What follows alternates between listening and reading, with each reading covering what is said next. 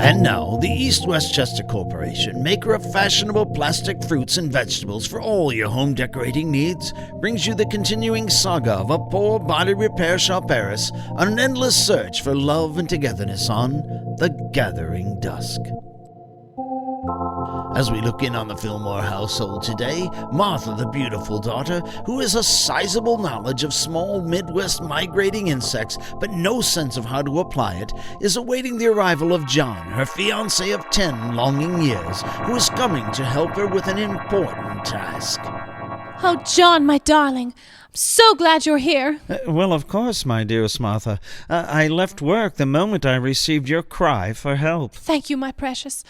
I believe it's your prompt obedience to my every whim that makes you so endearing to me. Remind me, what is it you do for a living this time? Why, I am a bean counter at one of the largest businesses in town, my dear. Oh, well, that is impressive. Even though you're adorably incompetent with figures, I'm excited to see you've risen to a place where you'll be able to muddle a whole company's finances instead of merely just your own. Finances? Whatever do you mean, my pet? You said you were a bean counter. That's a euphemism for someone who works as an accountant. Oh, no, my love, I am not an accountant. I am a bean counter, an actual bean counter. You mean you literally count beans? Yes, I count beans for the Savoy Bean and Legume Company. My employers promise that there are 237 beans in each and every can of beans they sell. It is my job to ensure that they are true to their word. Oh, what a suitably dull and tiresome occupation for you, John. No wonder I love you as I do. So what is it that forced you to frantically call me away from my job counting beans? Oh, dashing John, I'm so distraught. I've been in a tizzy all morning long. Oh, well, here, my sweet Martha, take my hand and I will lift you out, and then I will get a rag and wipe off your shoes. Oh, John, you know, if you had the capacity to be the least bit amusing, I do believe you could be a very witty fellow. I've not been standing in some sort of slimy goo. My distress has been caused by this form I must fill out. It's quite confusing, and you simply must help me. Why, yes, of course, my precious angel. Here, allow me to have a look at it, my dear. Why, this looks like a registration form for a washing machine. Oh, yes, it is. Oh, John, I feel better already. Well, what is it about this test that is giving you so much trouble, my dear? It's these questions, John. They have me so tense. The Ragtag Appliance Company, producer of quality household appliances, machines, and contraptions for over 30 years, is counting on me to provide my unbiased opinion of their front-loading, mid-level, high-priced, low-capacity washing machine. Well, yes. Don't you see, John, my love? The answers I provide will no doubt have a tremendous influence when they go to improve and modify their product. And let's not forget about the hundreds, perhaps thousands of customers who are eagerly awaiting my honest and candid responses. There's so much riding on this whole endeavor that I can scarce think straight. Well, perhaps you're overthinking this whole task, my dear. Wait a second, my precious. I found something curious with the very first question. I knew it. I knew I'd make a mistake. On the line where it asks for your name, you have written my name. Oh, no, John, that was no mistake. Oh, my dear, your nerves appear to be so unraveled that you think you are me. Unless, of course, you are me and I am you, in which case it is my nerves that appear to be unraveled. Oh, no. John, my darling, I know who I am and I know who you are. Then I don't understand. Oh, well, of course I decided it would be best to use your name instead of mine.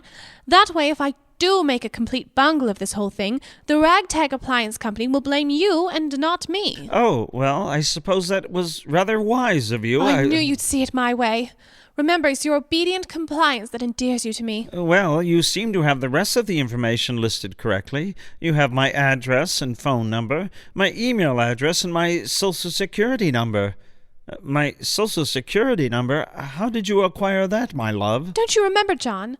I used your Social Security number back when I needed one, when that nice anonymous man randomly called me offering to protect me from identity fraud. Oh? It was just before you started receiving all of those mysteriously high-priced credit card bills. Well, all of that aside, I don't see any problems with the veracity of your answers, apart from the fact that they are true of me and not you. These aren't the questions that have me in such a panic, my love. Look at these on the second page. Well, let's have a look here. With this first question, they are asking you to rate their product. And look at those choices. Excellent, good, average, poor, and terrible. How am I supposed to make an exact determination with so few choices? And how do I know if their definition of excellent or good matches with mine? And that's not to mention those of the thousands, perhaps millions of potential buyers who are depending on my honest evaluation. Oh, well, And remember, John, the word terrible. To us today, that word means something that is distressing or sinister. But it used to imply something that was awe-inspiring or imposing. How do I know which definition the Ragtag Appliance Company had in mind when they constructed this questionnaire? Oh, yes, well, I see what you mean. And but look at this question. Would you recommend this product to a friend? It's a very subjective question, the answer to which could change in an instant. What do you mean, my beautiful Martha? Well, at the moment, I don't have any friends who are in need of a washing machine. So my answer to that question would be no. I would not recommend this product to a friend. Ah, I see, but that could change. Yes. Let's suppose that Hogginia Shemp would suddenly find herself in need of a washing machine. Then I would recommend this product to a friend. Well, yes, but I don't think... No. The answer would still be no, because I can't honestly say that I consider Hogginia Shemp a friend. Yes, she's more of a rival than a friend. And that further illustrates my dilemma. Well, yes, perhaps. And then look at this final question. If you could change something about our company, what would it be? Well, And look, they asked the question and it didn't offer any answers to choose from. Well, I believe they merely want your opinion. There is no inherently right or wrong answer. Oh, but John, how can I answer a question like that? I don't know much about them. I hardly feel qualified to make suggestions on how they can improve their company when I know so little about it. Well, that does present a problem, I suppose. And what if I were to suggest they fire their secretary and hire someone else? The secretary may be very capable and qualified, and if they were to take my suggestion, they'd be making a huge mistake. Such a course of action could adversely affect their business and do them more harm than good. Oh, not to mention the fact that the ex-secretary would be very upset with you for costing her job, and might seek to avenge herself on you. Oh, I'm not worried about that, my precious beau. Remember, it's your name on the questionnaire, not mine. The avenging secretary would go after you and not me. Oh, yes. Well, you can certainly draw comfort from that. Well, I can see now that there's only one course of action that I can take. Oh, what's that?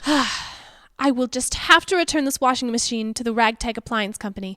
That way, I won't have to fill out this questionnaire and risk ruining their business and causing confusion to the millions, perhaps billions of their potential customers. But Martha, you need a washing machine. If you return this one, you won't be able to wash your clothes. I know, my dear John, but it's a small price to pay to ensure that honesty and integrity are maintained in our fair community.